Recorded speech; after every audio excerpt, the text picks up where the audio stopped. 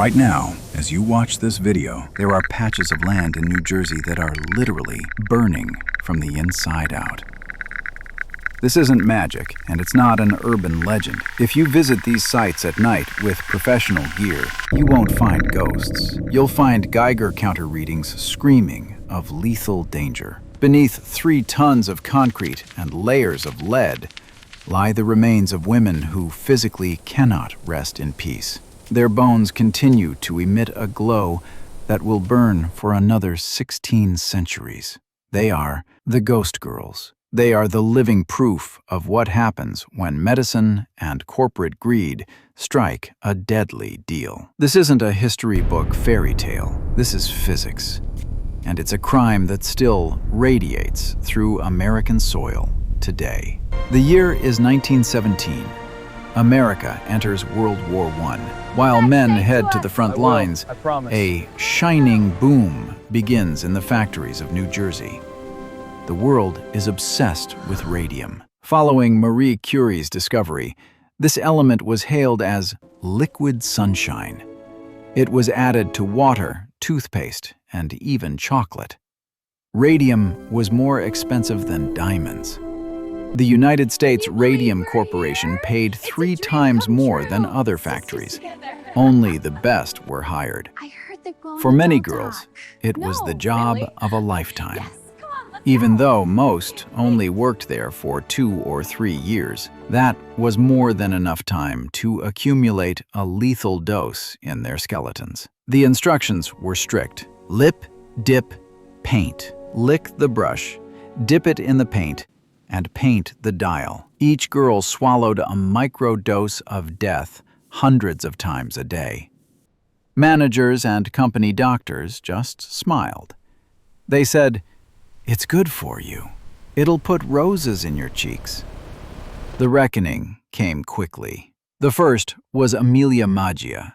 In 1922, after just a few years on the job, her tooth began to ache. When the dentist tried to pull it, a piece of her jaw came out with it. The gums wouldn't heal. They turned into a massive, weeping ulcer. Amelia's jaw literally crumbled under the doctor's fingers, like dry chalk. They called it radium jaw. Alpha particles mimicked calcium, embedding the poison directly into the bone. The radium burned them from within, turning their skeletons into Swiss cheese. Amelia died in agony at age 24. The corporation knew everything, but instead of saving the others, they chose to destroy the reputations of the dying. To avoid paying settlements, the corporation hired their own pocket doctors. Dozens of girls were given the same diagnosis, syphilis. In the 1920s, this was a badge of shameful living. Doctors lied to the faces of dying women so they would be too afraid to sue and disgrace their families. The company was simply waiting for them to die. No victim, no case. But in 1927, 5 women, led by Grace Fryer, did the impossible. They sued. By then, they couldn't walk, and their spines were collapsing under their own weight. The trial became a sensation. Newspapers were filled with horror stories of women whose hands would glow in the dark when raised in the courtroom. In 1928, the girls won. Thank you. The corporation was forced to settle. Grace and her friends had only months to live, but their victory changed American law forever, creating the labor safety systems we use today. When the bodies of the Radium Girls were exhumed decades later for study, scientists were horrified.